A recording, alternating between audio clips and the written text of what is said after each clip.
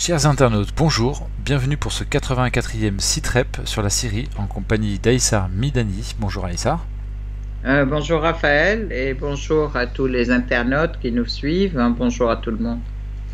Alors selon notre habitude, on va faire un premier point sur la Palestine et on va parler ensuite de la région, du Liban, de l'Iran, de l'Irak pour ensuite faire un point plus élargi sur la Syrie et enfin on fera une petite ouverture sur le monde.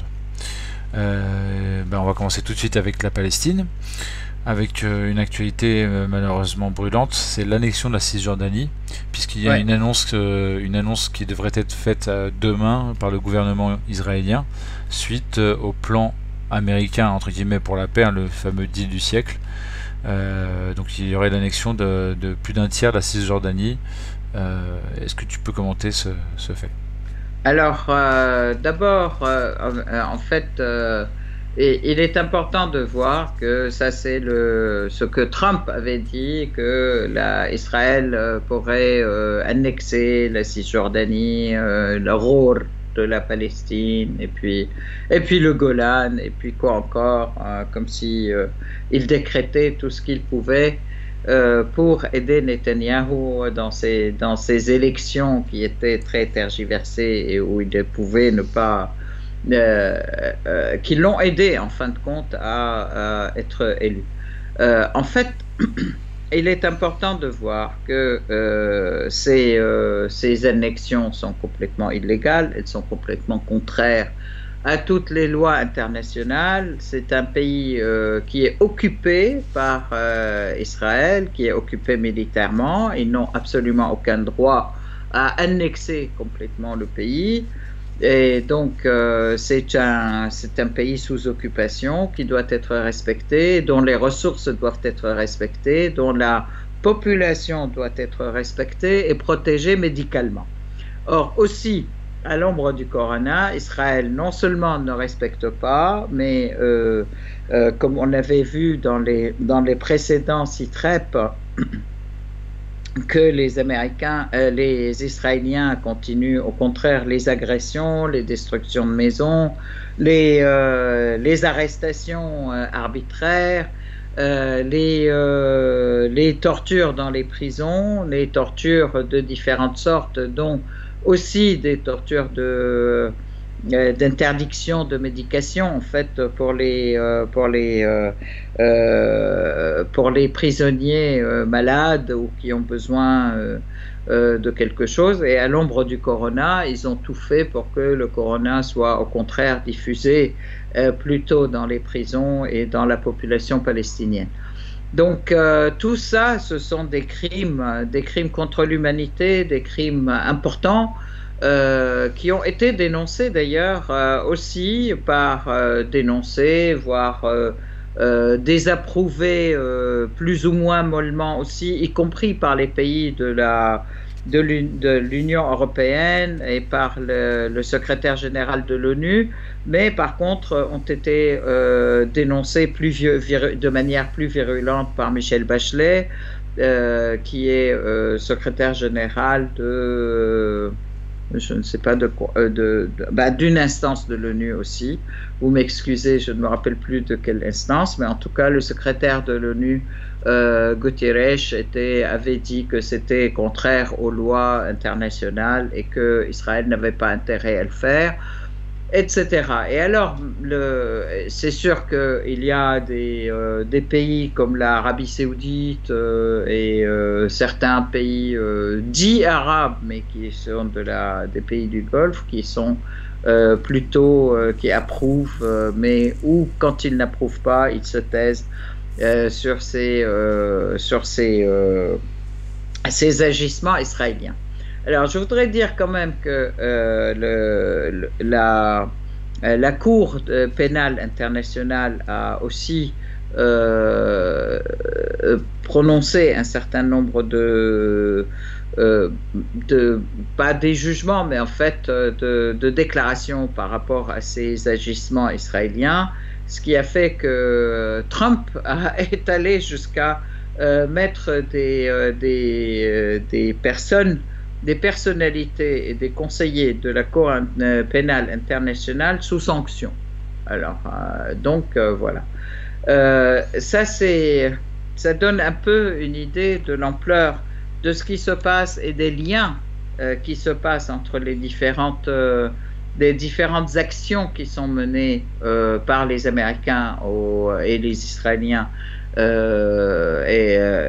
au Moyen-Orient. Donc en fait, c'est la conjonction et la simultanéité entre le Code César d'un côté, l'annexion de Jérusalem de l'autre côté, l'annexion de la Cisjordanie, d'une partie de la Cisjordanie, du Ror de la Palestine d'un troisième côté, et puis surtout le Code César qui est appliqué aussi à l'ensemble des pays amis de la Syrie et des pays de l'axe de la résistance. Alors avant qu'on parle du Code César, je voudrais revenir sur l'action de Netanyahou, parce que l'annexion de la Cisjordanie, elle ne sort pas non plus complètement nulle part, même s'il y a eu le récent deal du siècle proposé par Trump. J'en veux pour preuve cette vidéo que je recommande aux internautes de regarder, dont je mets le lien en description de vidéo.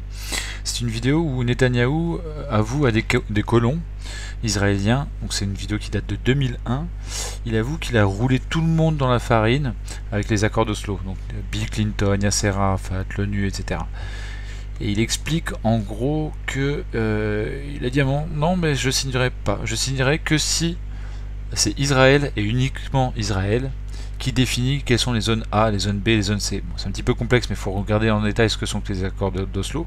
Mais en gros, les fameuses zones militaires, les zones de sécurité, seul Israël est habilité à les définir. Et donc, c'était entre guillemets une sorte de ver dans le fruit que Netanyahou avait volontairement inséré dans les accords d'Oslo pour que le jour venu, il puisse dire « Ah mais non, mais finalement, ça, c'est à moi ». Et c'est un petit peu ce qu'il fait aujourd'hui. Il récolte le fruit pourri qu'il a semé il y a 20 ans.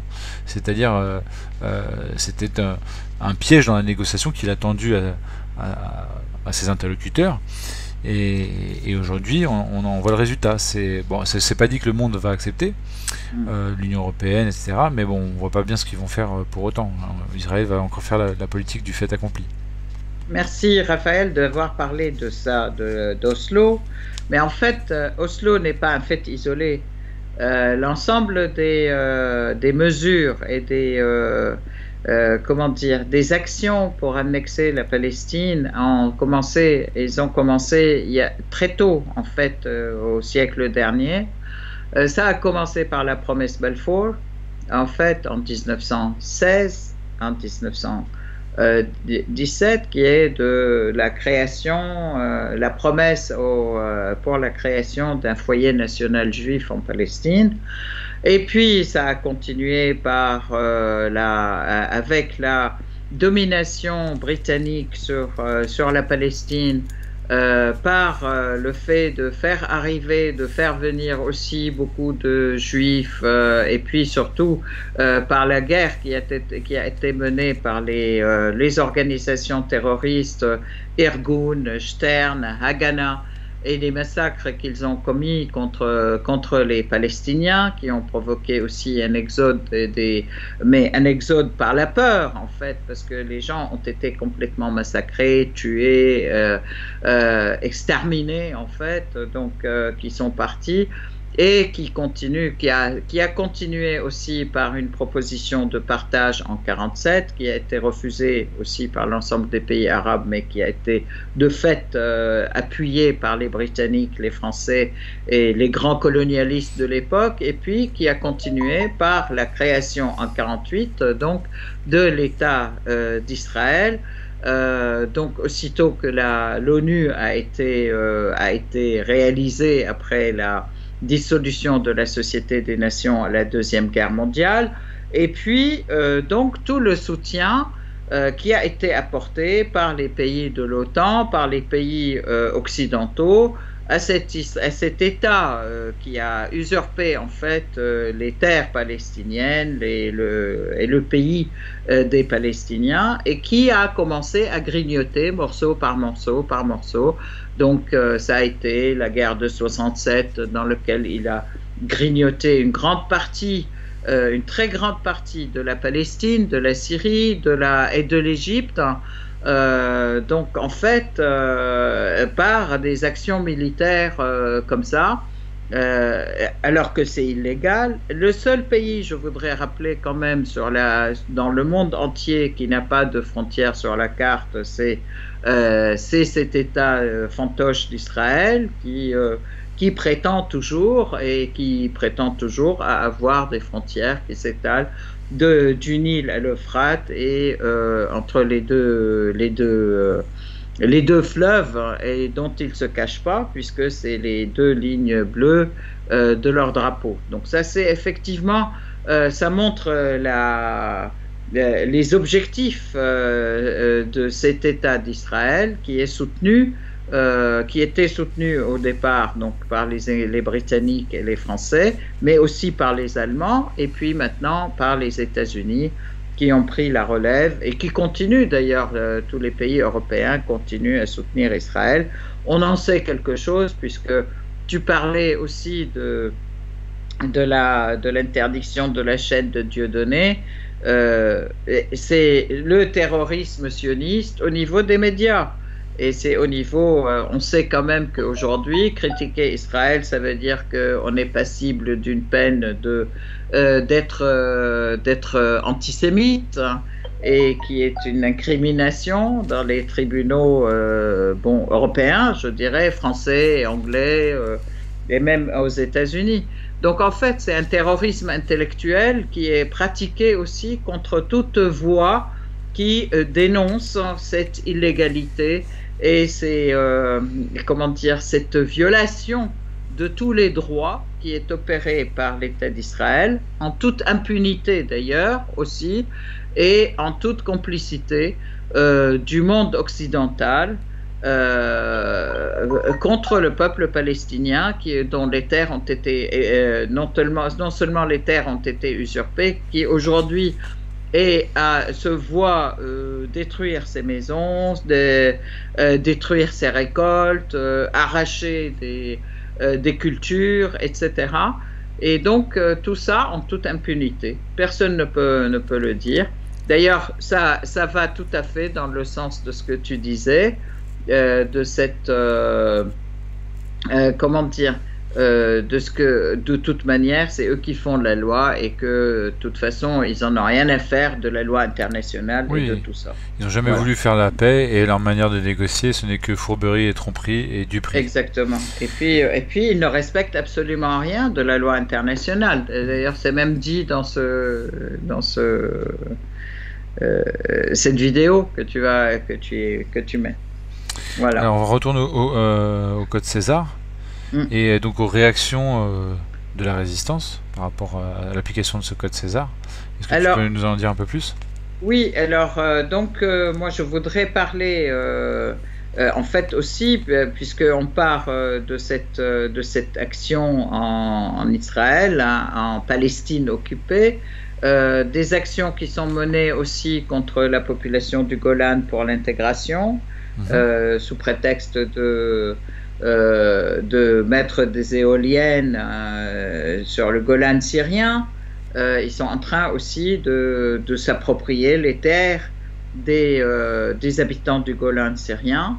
Ils sont en train de détruire leur culture aussi, et puis en même temps exercer une grosse répression sur eux, puisque à chaque fois aussi il y a une campagne d'israélisation contre les habitants du Golan syrien, qui eux continuent à se revendiquer à chaque occasion, affirment leur identité syrienne et vibrent avec les victoires de la Syrie contre le terrorisme, contre Israël, etc.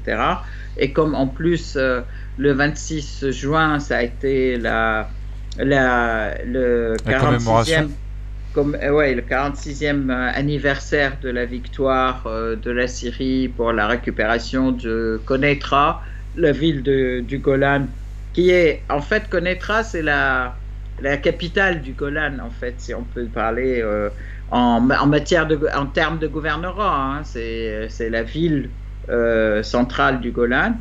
Et donc, la récupération et puis le fait que Hafez al-Assad, avec l'armée arabe syrienne, avait hissé le drapeau à nouveau sur la ville de Konetra quand elle a été libérée en 1974, bon, ben, ça fait que ce n'est qu'une prémisse, en fait. Les habitants du Golan disent que c'est une prémisse pour la libération totale du Golan. Et que le Golan est syrien et retournera à sa mère syrienne aussitôt que possible, quoi. Mhm. Donc Alors, voilà, ça c'est important oui, c'est vrai. de voir dans ce sens, je dirais. On va, Voilà. on va Et parler pour aussi. le code César, Pardon, oui, justement, tu disais, je suis désolée, vas-y. mais tu disais le code César, et effectivement, ce n'est pas un hasard que ce code César soit appliqué en même temps que ce qu'on appelle le deal du siècle, qui vise à complètement tuer la question palestinienne, en fait, à enlever tout aux Palestiniens d'un côté, et puis de l'autre côté en fait à consacrer en fait la présence israélienne et qui vise aussi l'ensemble de l'axe de la résistance, l'ensemble des pays qui soutiennent le peuple palestinien, qui soutiennent la Syrie, qui soutiennent donc tous les pays qui tiennent tête à cette politique d'agression et de domination d'Israël, en fait, dans la région. Tout est lié, finalement. Et n'oublions pas, quand même, qu'il y avait aussi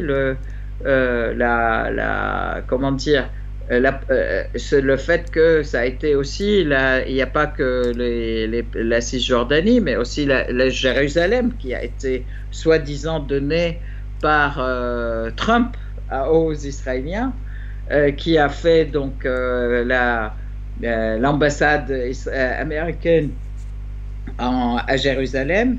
Et depuis qu'il a fait ça, les Israéliens détruisent les maisons des Palestiniens qui sont à Jérusalem. La mosquée Al-Aqsa est envahie tous les jours par les colons, piétinée, interdite aux Palestiniens. Il y a des confrontations tous les jours, en plus donc c'est quand même quelque chose d'absolument aberrant, où on interdit la mosquée Al-Aqsa à la prière des Palestiniens, par exemple. C'est quelque chose de fou. Et tout ça, ça relève du même plan, dirais-je. Donc c'est important de voir tout ça comme un ensemble de mesures qui visent effectivement à rendre, à mettre en suprématie et en force les Israéliens dans la région. Mmh. Alors justement, je voulais qu'on aborde le Liban, qui fait partie des pays de l'axe de la résistance, grâce notamment au Hezbollah. Alors le Liban qui traverse une crise grave, dont on ne va pas forcément parler dans le détail maintenant. Mais toujours est-il que tu souhaitais évoquer les propos de l'ambassadeur américain au Liban, qui s'est exprimé à propos du Hezbollah. Et ce qui a fait beaucoup réagir, notamment il y a un jugement qui a été rendu par rapport à ces propos qui, semble-t-il, l'ambassadeur a outrepassé ses fonctions diplomatiques. Est-ce que tu peux nous parler un petit peu de cet épisode ? Ouais. Alors, dans ce contexte, justement, de ce code dit César qui est appliqué à la Syrie et appliqué à tous les pays en fait autour de la Syrie, tous les pays qui traitent avec la Syrie, puisqu'ils visent les pays aussi qui échangent avec la Syrie, et même les compagnies, les personnes, les personnalités, etc. Bon, le Liban traverse une crise très, très violente, très importante depuis le mois d'octobre dernier, donc 2019, hein, qui est une crise en fait qui est inhérente aussi à son économie, ou à ses choix économiques, dirais-je, hein, qui ont été des choix de services plutôt que de production, et en fait, ou des choix financiers plutôt que de production. Et donc, effectivement, ça le rend encore plus vulnérable par rapport aux finances internationales et par rapport à la présence de financières au Liban, et alors que le Liban a des capacités de production très très importantes et qui ont été occultées, dirais-je, jusqu'à présent. Et il a aussi une très riche comment dire, de très riches ressources humaines. Il y a un nombre important d'ingénieurs, de personnes instruites, de personnes qui ont beaucoup de culture, etc. Et en fait, donc, voilà que l'ambassadrice américaine qui s'ingère complètement dans les affaires intérieures au Liban, qui déclare que de toute façon le Hezbollah doit sortir du gouvernement, que le Hezbollah est une organisation terroriste, etc. Et puis, suite à ça, il y a eu un appel en fait, des gens qui ont porté plainte contre elle, qui ont porté plainte donc dans les tribunaux libanais. Et effectivement, suite à ces plaintes, il y a eu un jugement par un juge qui est vraiment très clairvoyant, je dirais, mais qui est aussi très droit, et très réglo, qui a exigé que des médias libanais de ne pas rapporter pendant un an, de ne pas rapporter les propos de ne pas faire d'interview, de ne pas rapporter les propos de cette ambassadrice, en fait, de cet ambassadeur. Donc, et voilà que ça a fait une levée de bouclier. C'est le sujet d'un grand débat aujourd'hui au Liban entre je dirais, les pro-américains, les gens qui oublient leur pays pour servir les États-Unis, et qui oublient aussi les lignes rouges de la souveraineté, parce que là, c'est une ingérence et c'est une violation de la souveraineté d'un pays que un ambassadeur puisse parler de la sorte vis-à-vis d'une force importante qui représente plus de 60% ou 55 à 60% de la population, et de l'Assemblée nationale en plus, et qui participe au gouvernement. Enfin, c'est vraiment votre tête nous plaît pas, la tête de ces gens ne nous plaise pas, donc on va tout faire contre eux. Et malheureusement, les Américains ont l'habitude de faire ça dans les pays où ils pensent être, ou dans les pays qu'ils contrôlent ou qu'ils dominent ou qu'ils pensent, pour lesquels ils se présentent en amis, mais en fait ils décident de la pluie et du beau temps. Et là, ça a été vraiment une réaction, je dirais, que je ne peux que saluer, et j'applaudis des deux mains à ce juge et à toutes les personnes et personnalités qui l'ont soutenu. Je voudrais aussi finir par dire, il y a aujourd'hui un grand rassemblement des forces qui soutiennent l'indépendance nationale, qui soutiennent la souveraineté nationale devant l'ambassade américaine à Beyrouth, qui exige justement la non-ingérence. D'accord. Et que l'ambassadrice respecte son rôle d'ambassadeur. Point. Dans un certain nombre de pays, en tout cas à certaines époques, le président ou le chef du gouvernement aurait expulsé l'ambassadeur. Il y a un terme diplomatique pour dire ça, pour relever de ses fonctions, demander donc à une capitale, à une métropole de rappeler. Aujourd'hui, elle a été appelée par le ministre des Affaires étrangères libanais, donc pour lui rappeler son rôle. Et ça, c'est une très bonne chose aussi. Ça montre qu'elle a été convoquée, l'ambassadeur peut être convoqué. Oui, c'est ça, elle a été convoquée. Mais il y a un grade au-dessus, c'est carrément, on demande au pays de nommer un autre ambassadeur à la place. Et ça peut se faire notamment au moment au moment de la prise de fonction, ça se fait plus facilement qu'un pays peut refuser. Même maintenant, Oui, maintenant, elle a été appelée, donc si elle a été convoquée, donc on va voir les suites. C'est aujourd'hui qu'elle a été convoquée. D'accord. Donc, en fait, tout ça pour dire que il est clair que les États-Unis, non seulement ils s'ingèrent, ils veulent appliquer leur diktat à tous les pays amis, entre guillemets, parce que nous, on connaît ça, en fait. On voit qu'au Venezuela, ils n'ont pas réussi. Et au Brésil, ils ont mis leur allié qui était carrément un coup d'État. Ils l'ont soutenu. Au Venezuela, ils ont aussi sorti Gaudi et ils voulaient le faire et puis carrément faire un coup d'État militaire, etc. Et bon, bah, ça n'est plus ça n'est plus possible. Puisque fort heureusement les pays ouvrent les yeux, les peuples ouvrent les yeux, les pays se rebellent. Et je dirais même que même au niveau des alliés européens, il faut voir comment les Américains agissent aussi. Hein.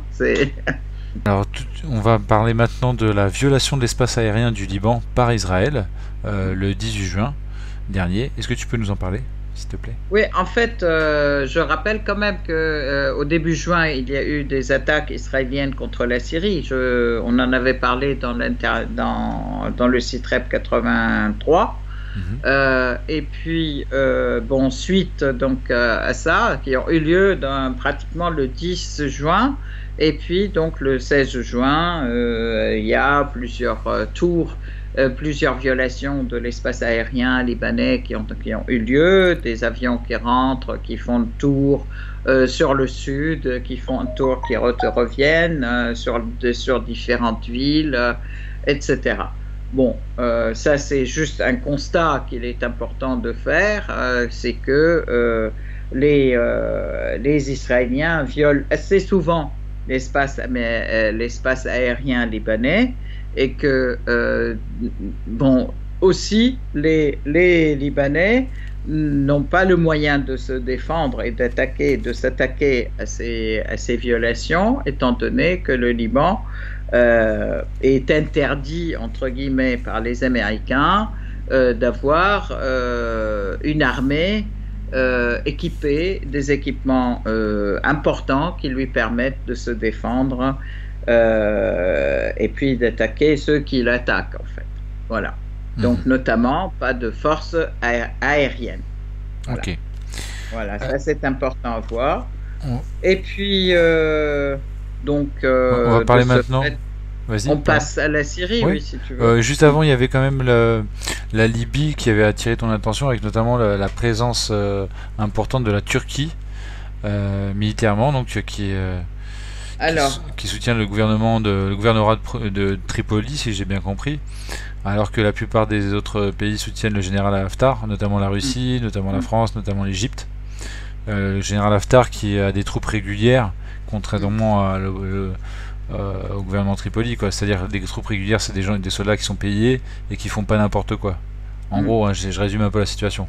Alors en fait, effectivement, moi je pensais lier effectivement ce qui se passe, c'est le comportement de la Turquie, qui est un membre de l'OTAN, qui agresse la Syrie, qui est présente en Syrie, qui occupe Idlib et qui occupe une partie du gouvernorat d'Idlib et qui occupe aussi le nord de la Syrie, le nord-est de la Syrie, avec les Américains qui, eux, prétendent soutenir enfin, qu'on appelle les Kurdes, mais c'est les forces dites démocratiques, dites syriennes, qui ont quelques Kurdes à la tête et puis d'autres aussi. Donc, ce sont des forces hybrides, je dirais, de gens qui traitent avec les Américains et qui, en fait, en même temps, comment dire, agressent la population qui habite à Hasakeh, qui habite ailleurs. Alors, les violations turques de la Syrie, le soutien de la Turquie aux terroristes en Syrie a été vraiment d'une évidence totale. Ils soutiennent toutes les factions terroristes à Idlib. Et le lien avec la Libye, c'est qu'il les transfère d'un endroit à l'autre, et c'est la Turquie qui a transféré Jabhat al-Nusra, qui a transféré Ahrar al-Sham, qui transfère des Jaysh al-Turkestani, etc. Il les transfère en Libye. De la Libye vers la Syrie et vice-versa. Voilà, tout à fait. Et c'est pour ça que je soulignais que les factions soutenues par la Turquie en Libye sont des factions qui font un peu n'importe quoi, qui emploient des terroristes, qui emploient des islamistes dans leur rang, et des gens qui font n'importe quoi sur la population, par opposition aux troupes du général Haftar qui se comportent plutôt bien, si j'ai bien compris, avec la population, quoi. Voilà, donc c'est dans ce contexte, et là aujourd'hui, ils poussent effectivement leurs mercenaires à aller vers Sirte, là où se trouvent les puits de pétrole importants. Je voudrais rappeler quand même que la Turquie, du côté de Hasakeh et l'est nord-est de la Syrie, volait pendant des années avec Daesh le pétrole syrien, et qui s'acheminait donc à travers la frontière turque, et qui le vendait à Israël et qui le vendait ailleurs, et par le biais du fils de Erdogan, en fait, Bilal. Voilà. Et tu disais en préparant cette émission que le pétrole continuait à être pillé en Syrie, et qu'on en était à 50. Il est pillé par les Américains. Par les Américains, à hauteur de 50 citernes par jour. Absolument, qui extrait le pétrole et le font passer par les voies irakiennes, justement. Alors, dans tout ça, donc dans l'est, Hasakeh, et dans tout ça, il y a un pillage du pétrole, une occupation des terres déjà, un pillage du pétrole, ils brûlent les récoltes de la population. Oui, mais il continue, c'est-à-dire que ça continue et ça recommence, les incendies des récoltes continuent, et les incendies des maisons continuent, ils détruisent les maisons et ils essayent de faire quitter, de provoquer un exode de la population. Ils détruisent les maisons de ceux qui n'arrivent pas, qui n'acceptent pas le fait turc.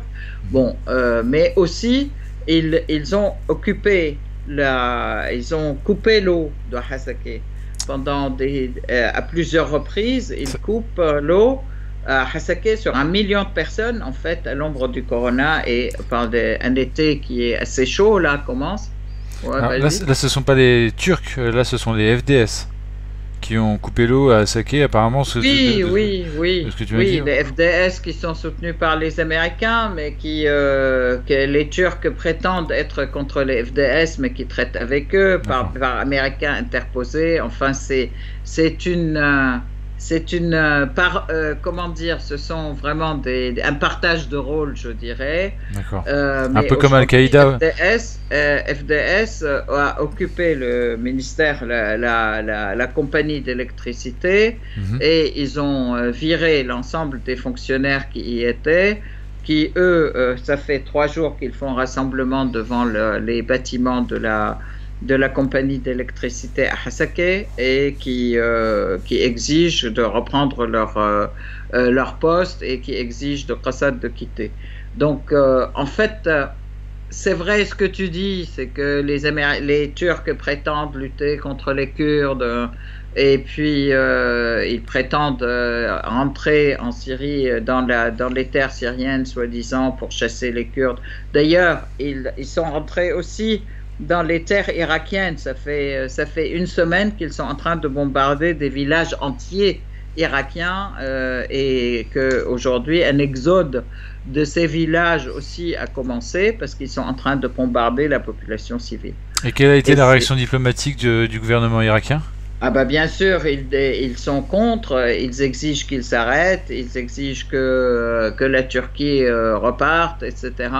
Mais bon, donc il y a aussi de ce fait, c'est l'agression de la Turquie, elle commence à être généralisée, et c'est toujours soutenu par les Américains.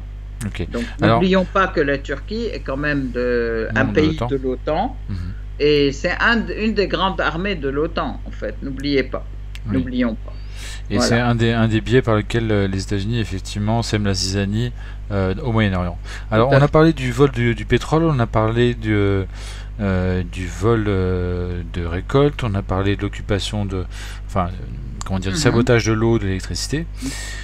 Et Et tu as évoqué en ouais, préparant cette interview le vol de trésors archéologiques. absolument. Ils sont en train d'opérer des fouilles dans la région d'Idlib, là. Et c'est une région qui est très riche en histoire, hein. C'est une région où il y a eu les premières, comment dire, Civilisation. les premiers royaumes syriens. Ils ont été dans cette région. Et là, donc, ils sont en train de faire des fouilles et puis de piller les trésors archéologiques pour les vendre à des gens dans le monde entier. Voilà. Alors, c'est les Donc, collectionneurs turcs, voilà. Bah, américains. je pense, oui, c'est ça. Ils les vendent sur le marché, soit à bas prix, et donc, c'est un pillage, soit peut-être ça va en Turquie. Le fait est que c'est un pillage des trésors et de la richesse du sol syrien. En plus de la richesse du pétrole, en plus de la richesse le blé, etc. Alors là aussi, dans cette région, dans la région un peu au sud, dans les gouvernorats de Homs et de Hama, il y a eu des incendies de vergers de pommes et des vergers et d'oliviers.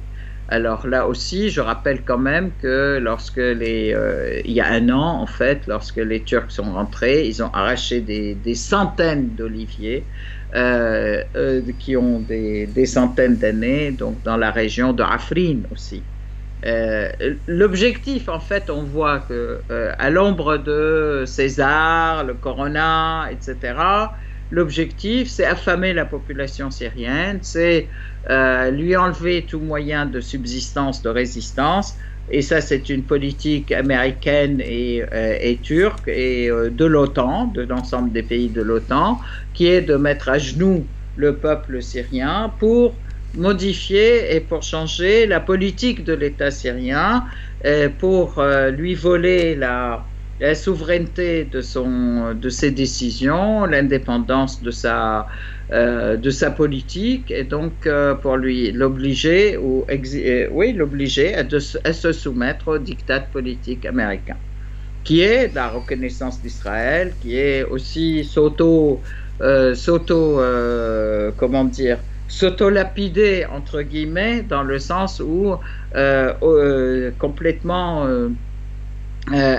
comment dire, annuler tous ces projets d'autonomie financière, d'autosubsistance, etc., et ouvrir ses portes à l'économie et aux denrées américaines dans le monde, en fait, aussi bien au niveau des céréales, c'est transformer le peuple, en gros, tous les peuples de la région, en esclaves consommateurs pour les Américains. Mais en fait, je voudrais quand même signaler qu'il y a quand même une grande résistance qui s'organise, une résistance populaire, hein, qui s'organise dans la région nord-est et dans la région de Hasakeh, etc.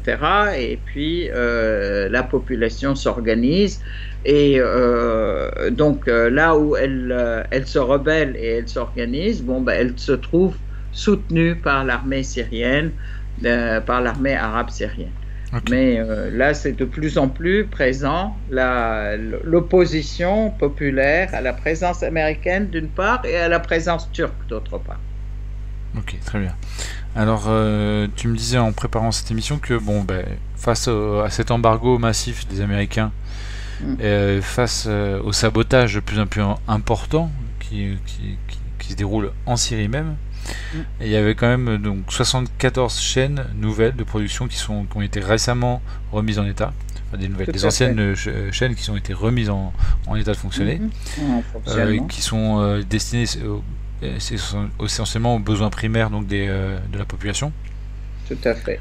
C'est quoi le besoin primaire? C'est donc nourriture, Bah, les vêtements. besoins nécessaires, là, il y a des nécessités pour les vêtements, là, surtout le ciment, les matériaux de construction, Mhm. des câbles, des matériaux métalliques aussi pour continuer sur le plan de la production et puis de la reconstruction, parce que c'est un pays quand même qui a été détruit par maintenant 10 ans de guerre, hein, c'est atroce en fait, et de destruction de l'infrastructure de manière systématique en fait, hein. Donc il va falloir reconstruire nos ponts, nos routes, les immeubles, loger toute la population, etc., etc. Et tout ceci à l'ombre donc d'un embargo complètement meurtrier et puis d'un fléau, du coronavirus, d'une pandémie qui est du coronavirus. Alors Donc, on a aussi besoin de production de médicaments, de sérums, de beaucoup de choses en fait, c'est ça. Donc ça tient compte des besoins essentiels et surtout des besoins alimentaires, hein. C'est vraiment le plus essentiel de l'essentiel, les besoins alimentaires de la population face à une agression qui brûle systématiquement tous les moyens de toute l'agriculture, quoi. On parle de la terre brûlée, la guerre de la terre brûlée, ils sont en train de la mener. Alors tu viens d'évoquer le coronavirus. Est-ce que tu peux nous faire le petit bilan de l'état de la progression de la maladie en Syrie? Oui. Alors, au niveau du corona, il y a eu une petite augmentation des personnes qui ont été positives. Alors, c'est maintenant 269 personnes. Mais par contre, qui ont été enregistrées positives, 102 guérisons, et puis 9 décès, qui ont été surtout des décès dus à des complications pulmonaires, mais des gens qui étaient arrivés tardivement aussi, en fait, à l'hôpital. Bon, il y a encore eu des villages libérés aussi, tu me disais en préparant cette émission? Oui, c'est ça. Donc, sur le plan de en fait, pendant cette période, on ne parle pas beaucoup des actions militaires puisque tout a été entre guillemets gelé depuis l'accord Erdogan-Poutine du 4 mars au niveau du gouvernorat d'Idlib, mais en fait ça n'a pas été gelé, mais c'est essentiellement des réponses aux agressions qui sont faites, hein. Mais donc toutes les agressions et toutes les violations des terroristes, elles sont répondues par l'armée arabe syrienne, mais par contre l'armée arabe syrienne a avancé dans la Badia. En fait, c'est dans le désert syrien qui va de Palmyre aux frontières irakiennes. C'est une deuxième libération des troupes de Daesh, puisque les Américains ont réanimé Daesh aussi bien en Irak qu'en Syrie pour ne pas sortir et ne pas dire que ça y est, il n'y a plus de terrorisme, il n'y a plus besoin de votre présence. Pas chez nous, mais nous, on ne les a jamais appelés, mais en fait, il y a un accord de défense contre le terrorisme avec l'Irak de l'armée américaine. Mais, par contre, effectivement, là, les Américains donc, il y a eu 9000 km² qui ont été libérés et 175 villages qui ont été libérés, 127 villages qui ont été libérés dans la Badia syrienne. Ok, et un dernier point que tu voulais aborder dans cette interview, c'était la fameuse guerre de l'information en Syrie, avec cette rumeur qui court toujours. On ne sait pas qui est derrière, hein. Comme quoi les Russes ne soutiendraient plus la Russie pour longtemps. Les Russes ne soutiendraient plus la Syrie pour longtemps. Apparemment, donc il y a une opération de communication qui a été faite par les Russes pour démentir. Est-ce que tu peux nous en parler? En fait, il y a différents canaux en fait qui n'arrêtaient pas justement de dire au niveau à la fois au niveau des social media, en fait des médias sociaux, et que la Russie, elle défend ses intérêts, elle bloque la Syrie, elle veut pas continuer. Et donc, alors à partir du moment où le code César a été appliqué, donc à partir du 17 juin, les déclarations officielles, en fait, d'un côté, les déclarations officielles de la Russie, aussi bien à l'ONU qu'au Conseil de sécurité, qui ont été violemment contre ces mesures d'un côté, et puis les qualifiant non seulement d'illégales, etc., mais qui provoquent une véritable crise au niveau mondial. De la même manière, donc la Russie, l'Iran, c'est important parce que l'Iran a à nouveau aussi affirmé qu'on ne laissera pas, on vous laissera pas seul, on va se battre ensemble contre ces mesures non seulement injustes, mais ces mesures coercitives qui sont illégales de toute manière au vu de la loi internationale et de toutes les règles et les coutumes non seulement internationales mais aussi des droits de l'homme, etc., et qui sont des véritables crimes contre l'humanité. Donc toutes les déclarations ont convergé dans le sens de la solidarité avec la Syrie, alors que eux, ils sont aussi concernés, puisque tous les pays, toutes les compagnies, etc., qui peuvent coopérer avec la Syrie seraient susceptibles de l'application de cet embargo sur eux. Mais donc ça a été largement déclaré, appuyé, et puis le fait qu'il y ait un représentant personnel de M. Poutine auprès du président Bachar al-Assad, ça montre à quel point la relation entre la Syrie et la Russie est stratégique et qu'elle n'est pas ponctuelle et qu'elle n'est pas près ni de s'effriter ni de de se disloquer suite à des pressions américaines ou autres. Donc, dans ce sens, je pense que c'est important d'avoir confiance dans l'avenir et avoir confiance dans la victoire de la Syrie, parce que moi je pense que la Syrie, elle est aujourd'hui victorieuse, mais il faut qu'il y ait l'aboutissement effectivement de cette victoire.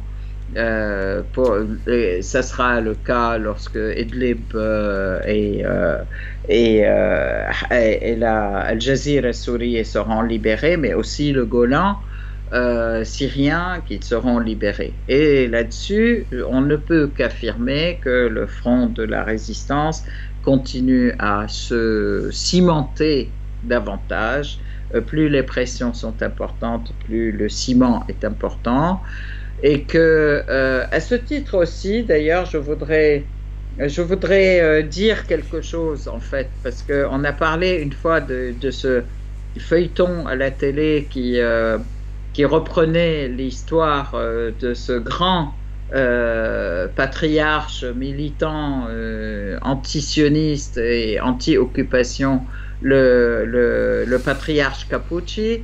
Eh ben, la Syrie aussi a fait une célébration totale pour l'ensemble de l'équipe qui a produit ce film et qui a fait ce film, qui y a travaillé, donc le père Zahlaoui, le réalisateur Bassel El-Khatib et toutes les personnes qui ont joué dans ce feuilleton qui est d'une grande qualité à la fois historique et en même temps d'engagement politique et qui relance réellement la détermination de l'ensemble des peuples arabes et qui donne à la Syrie un rôle aussi à la fois de pierre angulaire de cette lutte, mais aussi de leader, je dirais, de leader encourageant. De tous ceux qui auraient l'idée d'être fatigués, de se désister. Au contraire, c'est un rôle dynamisant, je dirais, moteur dans cette lutte pour la souveraineté, pour la liberté, pour l'indépendance et pour garder pour la libération de la totalité de la Palestine de l'occupation sioniste et de l'ensemble des territoires occupés par les sionistes aujourd'hui, qui sont donc le Golan, le Sinaï, etc. Et ça ça ternit de plus en plus l'image de ces pays qui courent pour reconnaître Israël et pour pactiser avec elle, comme l'Arabie saoudite et les autres, que nous pouvons appeler à nouveau à revoir leur compte et à revoir aussi leur position. Très bien. Voilà. Eh bien, Aïssa Milani, merci beaucoup pour cet échange et je te dis à très bientôt. Et je dis à très bientôt, à vous tous, au 85e CIFREF, le prochain. Exactement. Et voilà, ok. Salut. Alors, Salut, à Aïssa. très bientôt et merci Raphaël.